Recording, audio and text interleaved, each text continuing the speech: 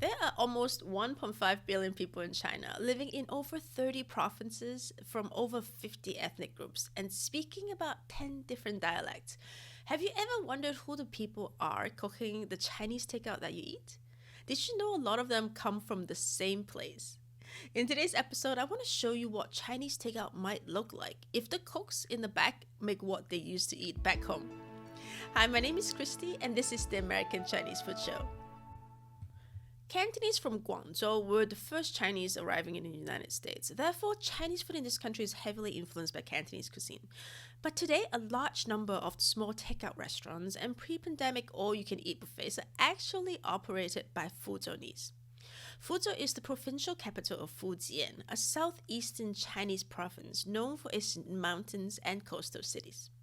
Just to illustrate how many, an estimated 300,000 immigrants from the Fuzhou region in Fujian province reside in the United States, and the largest Fuzhounese population outside of mainland China can be found in New York City's Chinatown.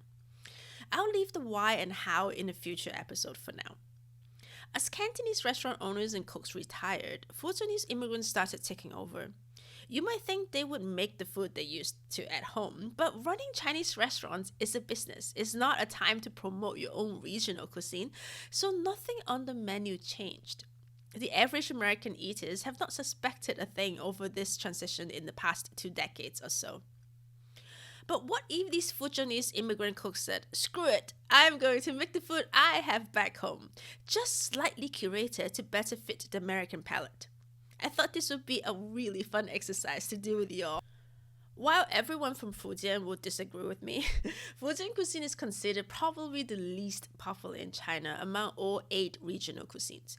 It doesn't really stand out with its own unique flavors. It's a bit like Jiangsu and Zhejiang food with a subtle sweet and sourness, and a bit like Cantonese being light and fresh. It makes sense though because Fujian is right in the middle between Zhejiang and Guangdong.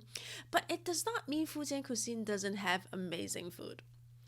First, the appetizers section would probably include street food popular in Fuzhou. Egg rolls are replaced by crispy fried shrimp cake. It's made with shrimp, water chestnut, green onion, rice noodles, and soybean flour. To prepare it, take a handful of the mixture with a special iron spoon, shape it into a circle, and then fry it in oil until it turns golden brown. Pan-fried pork kidney could be repurposed to a pate on Fuzhou bagel, then deep fried, taking the place of things like crab rangoons or puffs. The variety of noodles on a Cantonese takeout menu is difficult to beat though. If you have a big takeout place nearby, you'd be getting lo mein, pan-fried noodles, tao fan, and rice noodles. A Fujianese takeout menu would be more soup-based. A focus less on the flour or egg noodles, but rice noodles. You will get the small noodles lo fa with toppings of all kinds of offal like pork, intestines, kidney, and liver, as well as seafood like oysters, squid, and clams, quickly cooked in a pork bone broth and drizzled with a bit of a shrimp oil. A seasoning famous from Fujian that rivals fish sauce. Also, the slightly thicker rice noodles, fan gone, oftentimes made with duck. You can also throw in sacha sauce, noodles from Xiamen in Fujian, or the red yeast paste mixed noodles. But the star in this section would definitely be Dingbianhu, the breakfast street food in Fuzhou. Rice flour batter poured around the side of cooking wok to form a thin noodles, cooked in broth. The dish also made its way to places like Hainan and Taiwan. Honestly though, all of these wouldn't be popular with American patrons who have been very slow to take on noodles in hot soup. And it's already kind of quote-unquote claimed by Vietnamese pho. So the noodles section would likely be dominated by the peanut butter bun noodles made with tapioca flour from Sha County in Fujian. For soup, you're in luck. The Fujianese love their soup as much as the Cantonese. Instead of egg drop soup and wonton soup, you would be getting handmade fishball soup. Fuzhou fish balls is famous for the meaty filling wrapped inside of a light and fluffy fishball. Good with soups or a meal by itself. You would also get the Fujianese wonton soup. Fujianese wonton are called yin, meat swallows.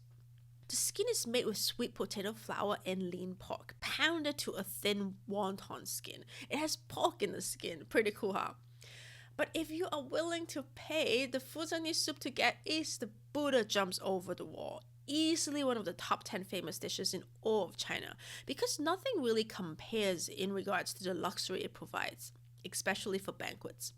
A shark's fin soup cooked in a big clay jar with some of the most lavish ingredients: scallops, sea cucumber, abalone, fish maw, dry cured ham, as well as quail eggs, bamboo shoots, shiitake, taro, and more. Egg fouillon would be replaced by the deep fried omelette with oysters, made famous by Taiwanese night markets. An upgrade, in my opinion. As for the entrees, you could have drunken pork ribs, lychee pork, shrimp stir fry, all have comparable Cantonese dishes. The famous sweet and sour sauce might be slowly replaced by Fujianese red yeast rice marinade. Red yeast rice lays made from red yeast rice and glutinous rice are a byproduct of the red yeast wine production process. After the wine is extracted and the residue is filtered out, what remains is the red lace. You can use it to marinate any meat, but the local favorites are drunken chicken and fried eel. It has a very distinct taste. It's slightly sour and sweet with a bit of a fermented wine taste. It will take a while for the American patrons to get used to. Unfortunately, Fujianese love for shellfish and seafood cannot be translated to a Chinese takeout menu because of food cost as well as ingredient accessibility. So, no stir-fried double crunch, a local favorite made with jellyfish skin and pork kidney. No razor clams. This one is the one that I really miss from home.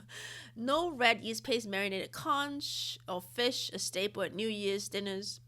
No yellow croaker, no fish lips, cold appetizers. Also, fish bones are absolutely not allowed in takeout joints. Fresh whole fishes are off the table. And the best part of just picking the ingredients laid out right at the restaurants will get the restaurant shut down immediately.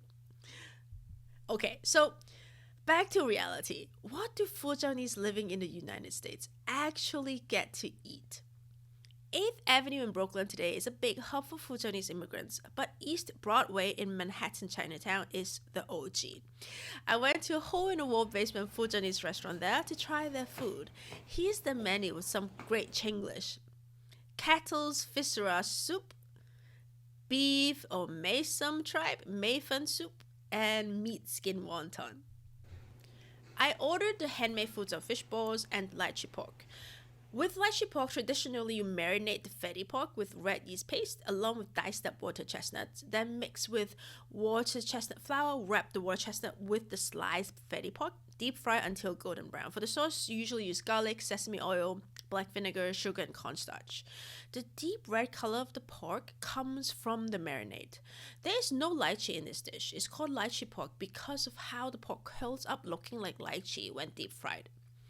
My lychee pork was disappointing. There was no water chestnut. I'm not even sure red yeast paste is used. Mine just tasted kind of like Chinese American sweet and sour pork. Turns out, once Chinese food crosses the Pacific Ocean and across the United States, the majority of them just start tasting Americanized, no matter where it started from. But in my opinion, Fujianese are probably the best provincial candidate to inherit the empire of Cantonese takeout cooking in the United States, partly because Cantonese and Fujian cuisines have quite a bit in common. Both culinary styles focus on preserving the fresh taste of ingredients, favoring lighter flavors. The major difference will probably be the one technique that I think has been the key in making Cantonese takeout successful in America: stir frying. Fujianese like their foods cooked in broth, soaked in alcohol, we call drunken, braised, and marinated. But look at this beautiful Americanized lychee pork. There's even a theory that Cantonese sweet and sour pork, gulo yolk, comes from Fujian's lychee pork. Fujianese cooks have done a great job as the new custodian of American Chinese food. That's it for today's episode. If you like our content, subscribe to the channel. See you soon.